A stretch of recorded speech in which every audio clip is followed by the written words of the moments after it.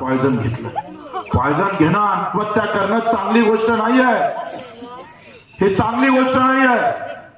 मी तर म्हणतो आत्महत्यापेक्षा एखाद्याने मारून टाका, पण स्वतः मरू नका. काय होते ते पाहू आपण. सचिन जाधव जेव्हा मेला परभणीचा, तेव्हा त्याच्या बायकोला माहित झालं. बायकोच्या पोटात 7 महिन्याचा गर्भ होता आणि तिनं सुद्धा आत्महत्या केली. जाधव तर गेलाच, पत्नी गेली, पत्नी सोबतचं लहान बाळ पण गेलं. दुःखाची गोष्ट एवढी आहे भाऊ, मी जेव्हा त्या परभणीत गेलो, मी रक्तदान केलं, निश्चित केला. त्या गावातल्या कुठल्याच लोकांच्या तोंडावर, मनावर कुठलीही चीड नव्हती, संताप नव्हता, राग नव्हता, निश्चित नव्हता.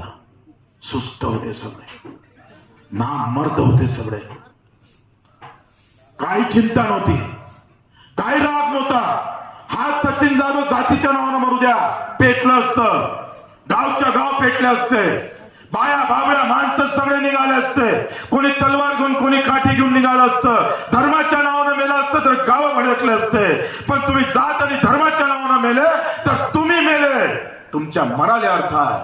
पण शेतकरी व्यवस्थेनं मेला रे, तो कुत्रा मांजरासारखा मरतोय. आमची आम्हाला लाज वाटू द्या रे थोडी तरी. असं तर